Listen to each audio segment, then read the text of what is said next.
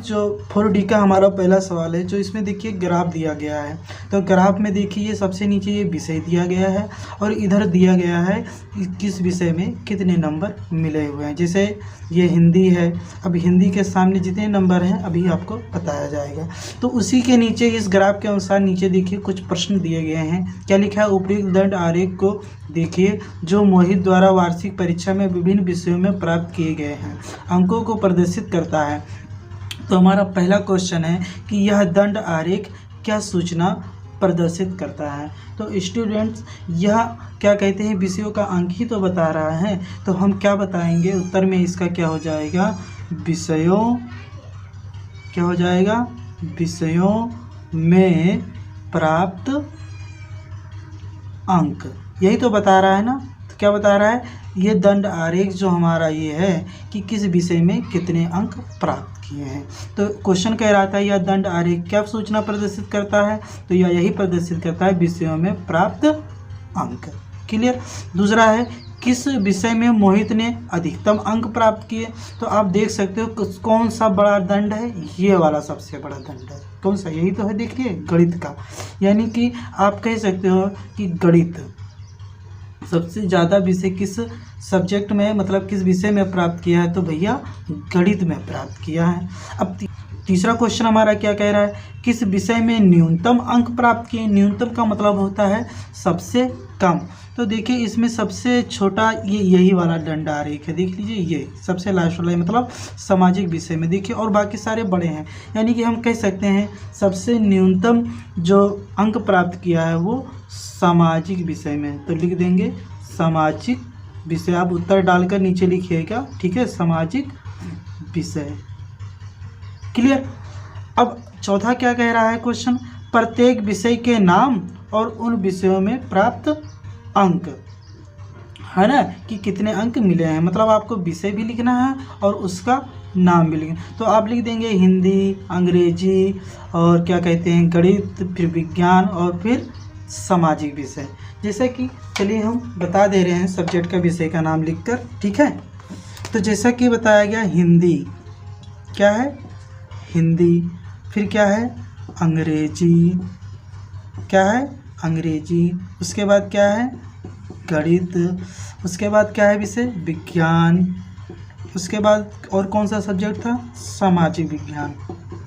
ये इसके क्या है, मोहित के विषय हैं, सामाजिक विज्ञान। तो इसमें कौन कौन से अंक, कितने अंक प्राप्त करता है, तो आपको यही बताना है। तो स्टूडेंट्स आप देखिए चार्ट देख लीजिए,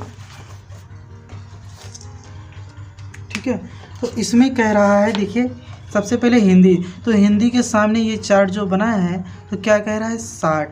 यानी कि कहने का मतलब हम बता सकते हैं कि मोहित ने कितने अंक प्राप्त किए, हिंदी में 60 अंक प्राप्त किए। उसके बाद देखिए क्या लिखा है, ये अंग्रेजी में, तो ये अंग्रेजी देख लीजिए, ये कितना बीच में है, 55। तो हम कह सकते हैं कि अंग्रेजी में इसने 55 अंक प्राप्त किया है। उसके बाद देखिए गणित, तो गणित में ये देखिए सीधे कहाँ आ रहा है, 80। यानी कि हम कह सकते हैं गणित में इसने कितने अंक प्राप्त किए, सबसे ज़्यादा 80 अंक प्राप्त किया। उसके बाद ये देखिए बीच में ऐसे लेकर जाएंगे तो देखिए ये क्या है, 75, मतलब देखिए 70 और ये 80, बीच में क्या है, मतलब 75। यानी विज्ञान में इसने कितने अंक प्राप्त किए, 75 अंक प्राप्त किए। और उसके बाद देखिए जिसमें इसने सबसे कम अंक प्राप्त किया था वो क्या था, 50। तो इस तरह से हमारा ये सारे जवाब हो गए। ओके। उसके बाद स्टूडेंट्स अभ्यास 4D का जो हमारा ये देखिए दूसरा सवाल है। दूसरा सवाल कह रहा है निम्नांकित आरेख वर्ष 2000 से लेकर 2004 तक, है ना, में सरकार द्वारा खींचे गए गेहूं की मात्रा दर्शाता है। कहने का मतलब ये 2000 है, ये 2001 है, ये 2002 है, ये 2003 है, ये 2004 है। तो ये जो ग्राफ, ये जो दंड बना है, ये हमें यही दिखाता है कि किस वर्ष कितने में क्या कहते हैं गेहूँ खरीदे गए हैं, ये मात्रा को दर्शाता है।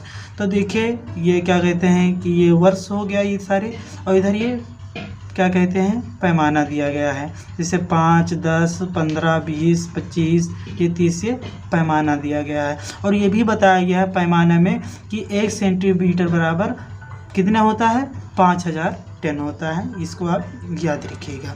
और इसके नीचे देखिए उपयुक्त दंड आरेख पर आधारित निम्नलिखित प्रश्नों के केवल आपको उत्तर देना है।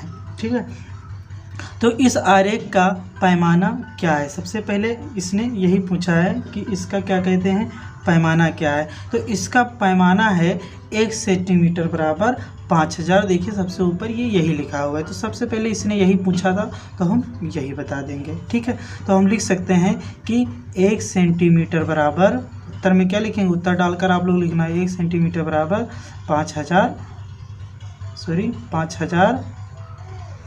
क्या हो जाएगा, टन हो जाएगा। तो ये हमारा उत्तर हो जाएगा। फिर दूसरा क्वेश्चन कह रहा है किस वर्ष में गेहूं की अधिकतम मात्रा खरीदी गई और कितनी खरीदी गई। तो हम देखिए सबसे बड़ा ये यही है, कितना है ये, यही तो है ये।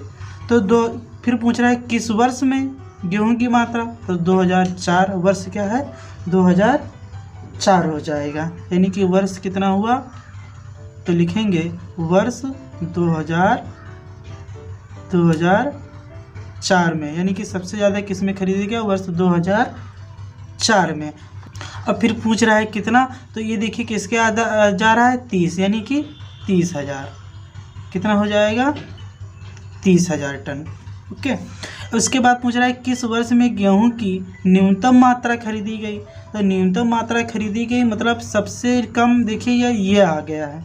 ठीक है, तो यानी कि 2000 पूरे है ना, 2000 में पूरे क्या कहते हैं, सबसे कम खरीदी गई। यानी कि आप लिख सकते हो वर्ष 2000, आप लिख सकते हो वर्ष 2000 में। क्लियर। फिर उसके बाद पूछ रहा है वर्ष 2002 में गेहूं की कितनी मात्रा खरीदी गई। तो वर्ष 2000 ये है। अब इसके सामने चले जाइए तो क्या आ रहा है, 20।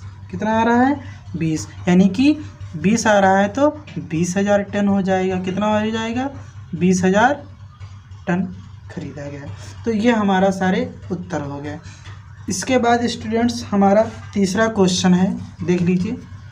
तीसरा क्वेश्चन भी बहुत आसान है। देखिए ये लिखा है तीसरा क्वेश्चन, निम्नलिखित दंड आरेख किस आवासीय विद्यालय में प्रवेश पाने वाले शिक्षार्थियों की संख्या को दर्शाता है। इसमें भी बताया गया है पैमाना 1 सेंटीमीटर बराबर 10 शिक्षार्थी हैं। तो इधर देखिए शिक्षार्थियों की संख्या दिया गया है। देखिए 10, 20, 30, 40, 50, 60, 70 मतलब 80 तक ले गया गया है। और इधर वर्ष है, इधर 2000 है, 2001 है, 2002 है, 2003 तक इसमें बताया गया है। तो इसमें भी नीचे कुछ प्रश्न दिए गए हैं। देखिए क्या है प्रश्न, इसमें लिखा है वर्ष 2001 में शिक्षार्थियों की संख्या कितनी थी। तो 2001 में पूछा गया। तो 2001 में देखिए शिक्षार्थियों की संख्या कितनी है, 40। यानी कि उत्तर लिख देंगे हमारा ये 40 हो जाएगा। ठीक है, उत्तर बराबर। अब नीचे बढ़िया से सुंदर सुंदर लिखना। उसके बाद क्या है दूसरा क्वेश्चन। तो दूसरा क्वेश्चन क्या है, वर्ष 2002 में शिक्षार्थियों की संख्या और वर्ष 2001 के शिक्षार्थियों की संख्या से कितनी कम है। क्वेश्चन क्या कह रहे 2002 में। तो 2002 कहाँ है भैया, ये है। तो 2002 में कितना है, 60 है। ठीक है, उसके बाद कह रहा है कि 2001 के शिक्षार्थियों की संख्या। तो 2001 के शिक्षार्थियों की संख्या कितनी थी, 40 थी। ठीक है, अब क्या करना है, इससे कितनी अधिक है, मतलब इसको घटा देंगे। तो भैया 20, यानी कितनी अधिक है, 20 संख्या अधिक है। तो इसमें उत्तर क्या हो जाएगा, 20। ठीक है, ये हमारा आंसर हो जाएगा 20। दिख रहा है ना साफ साफ। उसके बाद लास्ट क्वेश्चन है आपका, अधिकतम शिक्षार्थियों की संख्या किस वर्ष में थी। यानी कि किस वर्ष में सबसे अधिक शिक्षार्थियों की संख्या थी। तो आप इसको कह सकते हो वर्ष 2002 में। देखिए ये सबसे लंबा सबसे बड़ा यही है ना, तो यही वाला आपका क्या है, 2002 में। यानी कि आप कह सकते हो 2002 में सबसे ज़्यादा शिक्षार्थियों की संख्या थी। क्लियर। तो इस तरह से हमारा अभ्यास 4D। हेलो स्टूडेंट्स, हमारे यूट्यूब चैनल को सब्सक्राइब करके बेल आइकन को जरूर दबाएं ताकि आने वाली वीडियो की नोटिफिकेशन सबसे पहले आपको मिले।